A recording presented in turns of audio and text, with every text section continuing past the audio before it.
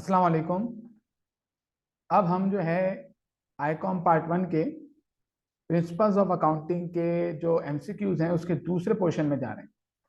और हमने क्या किया है, जितने भी rules of debit and credit से रेलेवेंट एमसीक्यूज थे ना, उन सबको एक जगह कर लिया है पास पेपर से निकाल के, ताकि फिर इसको इजीली अंडरस्टैंड किया जा सके। तो देखें, rules of debit and credit पहले आपको देखने पड़ेंगे। देखें, आपने देखे थे कि भाई एसेट और एक्सपेंस जब इंक्रीज होता है तो डेबिट होता है, लाइबिलिटी ऑनर इक्विटी और रेवेन्यू जब इंक्रीज होती है तो क्रेडिट होती है, जबकि एसेट और एक्सपेंस जब डिक्रीज होता है तो क्रेडिट होता है, और लाइबिलिटी ऑनर इक्विटी और रेवेन्यू जब डिक्रीज होती है तो डेबिट होती है।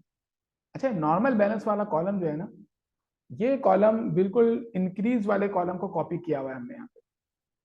तो अगर किसी एसेट के बारे में ये ना बताया जाए कि इसका बैलेंस डेबिट में है या क्रेडिट में, तो आप नॉर्मल बैलेंस जो है वो बताते हैं। मिसाल के तौर पर अगर कोई बंदा आपसे पूछे कि बताओ अकाउंट्स रिसीवेबल का क्या बैलेंस होता है नॉर्मल, तो आप डायरेक्ट बोलेंगे भाई एसिड है, इसका इंक्रीज का बैलेंस क्या होता है, डेबिट, तो नॉर्मल बैलेंस भी डेबिट ही होगा।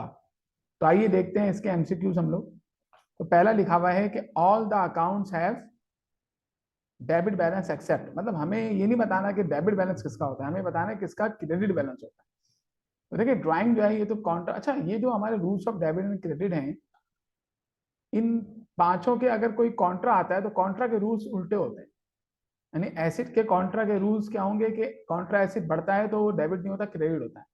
कॉन्ट्रा एसिड कम होता है तो वो क्रेडिट नहीं होता, डेबिट होता है। सही है, तो इसका ख्याल रखना है आपको। All accounts have debit balances except, मतलब कौन से अकाउंट का क्रेडिट बैलेंस होता है ये हमें बताना है।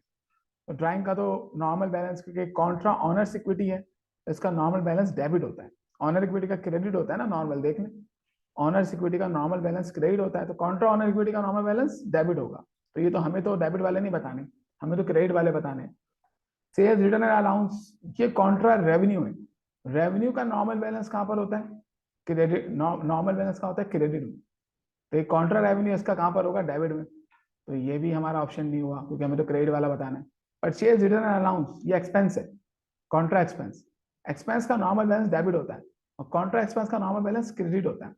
इसी वजह से हमारा जो परचेज रिटर्न अलाउंस है ना, ये हमारा ऑप्शन होगा, क्योंकि इसका नॉर्मल बैलेंस क्रेडिट होता है। अच्छा, परचेज का ये एक्सपेंस है तो इसका नॉर्मल बैलेंस क्या होता है, डेबिट होता है।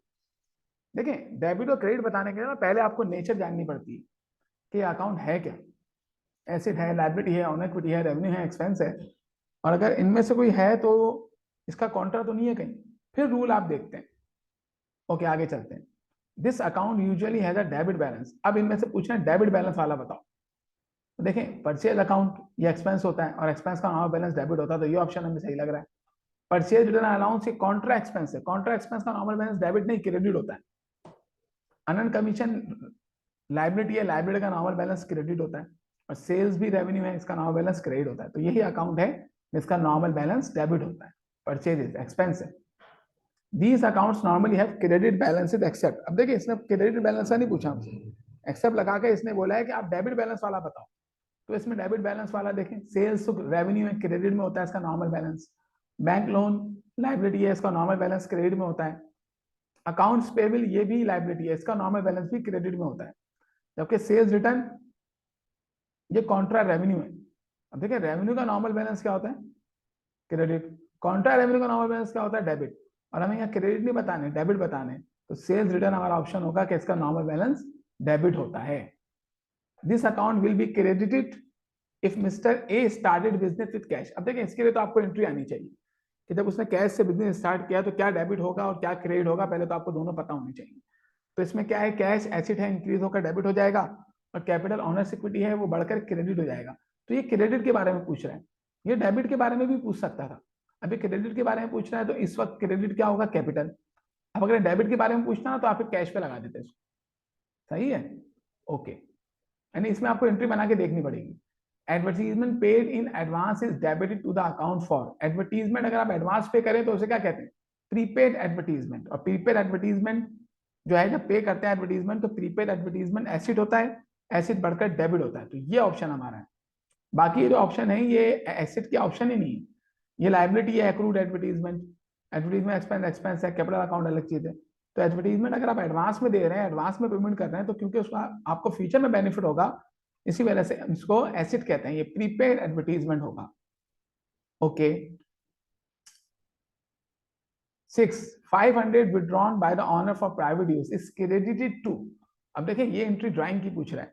ड्राइंग की एंट्री में क्या होता है, ड्राइंग कॉन्ट्रा ऑनर्स इक्विटी होने की वजह से डेबिट होता है, और 500 रुपए निकालें तो कैश एसिड है, कम होकर क्रेडिट हो जाएगा, मतलब ड्राइंग डेबिट होगा और कैश क्रेडिट होगा। अब ये हमसे क्या पूछ रहा है, ये क्रेडिट वाला पूछ रहा है।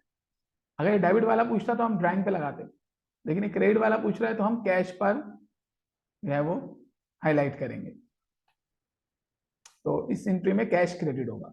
नॉर्मली दिस अकाउंट है डेबिट बैलेंस। अब डेबिट बैलेंस वाला बताना है हमें। परचेज डिस्काउंट देखिए कॉन्ट्रा एक्सपेंस है, एक्सपेंस का नॉर्मल बैलेंस डेबिट होता है, तो कॉन्ट्रा एक्सपेंस का तो क्रेडिट होगा, जबकि ये डेबिट वाला पूछ रहा है। बैंक ओवरड्राफ्ट ये लायबिलिटी है, इसका नॉर्मल बैलेंस क्रेडिट होता है, तो ये तो डेबिट वाला पूछ रहा है। लोन टू अहमद, अहमद को हमने लोन दिया है, हमने लोन दिया मतलब ये एसिड हुआ ना हमारा, इससे हमें फ्यूचर में पैसे वापस मिलेंगे, रिसीवेबल जैसा हो गया ये, तो इसका बैलेंस नॉर्मल डेबिट होता है, क्योंकि लोन टू अहमद मतलब रिसीवेबल फ्रॉम अहमद, तो ये हमारा एसिड है।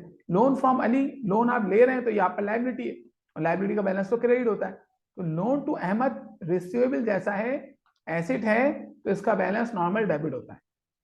This account normally has a debit balance. अब दोबारा डेबिट बैलेंस वाला बताना है आप, तो देखें अनअर्न्ड कमीशन लायबिलिटी है, लायबिलिटी का नॉर्मल बैलेंस क्रेडिट होता है, इंक्रीज वाले बैलेंस नॉर्मल बैलेंस होते हैं। अकाउंट पेबल लायबिलिटी है, नॉर्मल बैलेंस क्रेडिट होता है। कैपिटल ऑनर्स इक्विटी है, नॉर्मल बैलेंस क्रेडिट होता है। सप्लाइज वो अकाउंट है एसिड, और एसिड का नॉर्मल बैलेंस डेबिट होता है। Ninth, these accounts normally have credit balances except. अब एक्सेप्ट लगाकर इसने हमसे क्रेडिट वाले नहीं पूछे, इसने हमसे डेबिट वाले पूछे, तो डेबिट वाला अकाउंट बताना है हमें। अब सेल्स रेवेन्यू है, नॉर्मल बैलेंस कहां पर होता है, क्रेडिट में। Cell return allowance Contra revenue है, अब कॉन्ट्रा रेवेन्यू का नॉर्मल बैलेंस क्रेडिट में नहीं होता, डेबिट में होता है, तो डेबिट वाला पूछ रहा है, तो ये हमारा ऑप्शन है। जबकि अकाउंट पेबल तो लायबिलिटी है, इसका नॉर्मल बैलेंस क्रेडिट में होता है, वो हमसे क्रेडिट वाला नहीं पूछ रहा, डेबिट वाला पूछ रहा है। बैंक लोन भी लायबिलिटी है, तो इसका नॉर्मल बैलेंस भी क्रेडिट होता है, इसी वजह से हम किस पर लगाएंगे, सेल्स रिटर्न एंड अलाउंस पर, क्योंकि इसका नॉर्मल बैलेंस डेबिट होता है। These type of accounts normally have credit balances। अब बोला इनमें से कौन से अकाउंट ऐसे हैं जो क्रेडिट में होते हैं। अब देखें पहला ऑप्शन देखें रेवेन्यू, रेवेन्यू तो नॉर्मली क्रेडिट में होती है, एसिड लेकिन नॉर्मली डेबिट में होता है, तो इस वजह से ये ऑप्शन हमारा ठीक नहीं है, क्योंकि एसिड जो है उसका नॉर्मल बैलेंस जो है वो क्रेडिट नहीं डेबिट होता है। दूसरा देखते हैं, रेवेन्यू यस क्रेडिट में होता है normal balance, liability yes credit में होता है नॉर्मल बैलेंस, और ऑनर्स इक्विटी, इन तीनों का नॉर्मल बैलेंस क्रेडिट होता है, तो ये ऑप्शन करेक्ट है। लेकिन अब अगले ऑप्शन ही पढ़ लेते हैं। रेवेन्यू क्रेडिट में होता है, एक्सपेंस इसका नॉर्मल बैलेंस, एक्सपेंस का नॉर्मल बैलेंस डेबिट होता है, तो ये ऑप्शन ठीक नहीं है। ओके, तो यही सही है B. 11 this account is debited to record merchandise return to supplier. देखिए अगर आप मर्चेंडाइज सप्लायर को रिटर्न कर रहे हैं तो खरीदते वक्त क्या होता है, वैसे परचेजेस बढ़ाकर डेबिट करते हैं, अकाउंट्स पेबल बढ़ाकर क्रेडिट करते हैं, और जब रिटर्न करते हैं तो एंट्री बनती है अकाउंट्स पेबल वापस डेबिट और purchase return and allowance credit. तो ये हमसे पूछ रहा है डेबिट क्या होगा। अब अगर हमसे पूछता ना कि क्रेडिट क्या होगा, तो हम पूरी एंट्री माइंड में बनाएंगे, accounts payable debit, purchase return and allowance credit.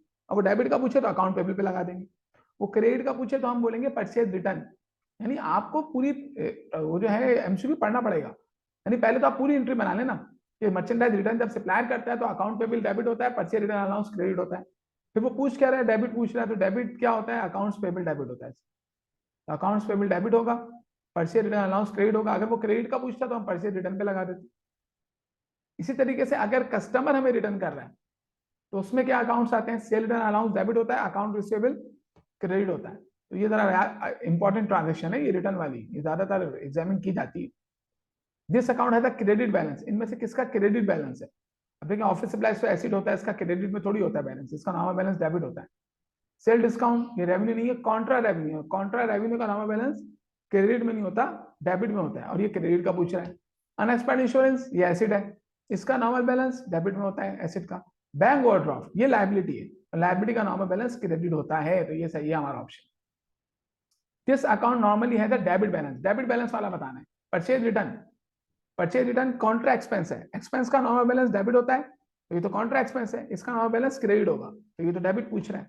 Sales, sales revenue है, इसका नॉर्मल बैलेंस क्रेडिट होता है। सेल्स रिटर्न ये रेवेन्यू की उलट है, कॉन्ट्रा रेवेन्यू, और कॉन्ट्रा रेवेन्यू का नॉर्मल बैलेंस क्या होता है, डेबिट होता है, तो ये हमारा ऑप्शन हो गया। अकाउंट पेबल का तो क्रेडिट में होता है क्योंकि ये लायबिलिटी है।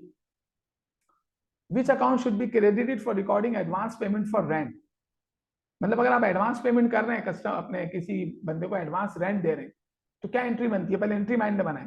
प्रीपेड रेंट बढ़ के डेबिट होगा, कैश कम होकर क्रेडिट होगा। तो ये पूछ रहा है क्रेडिट क्या होगा, which account should be credited for recording advance payment of rent।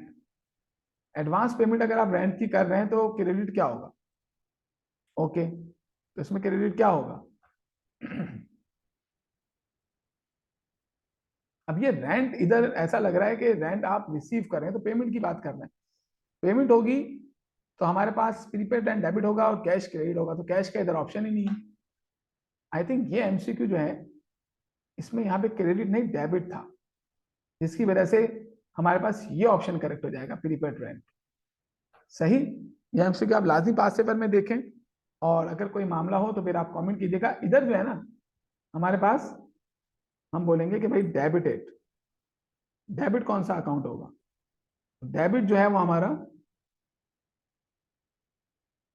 कौन सा अकाउंट होगा बेटा, प्रीपेड रेंट का अकाउंट होगा। सही है, क्रेडिटेड आप हटा दें, क्रेडिटेड नहीं है इसमें, क्योंकि फिर क्रेडिट होगा तो कोई ऑप्शन ही ठीक नहीं होगा इसमें, ये मिस प्रिंटिंग है। सही है, ओके आगे चलते हैं।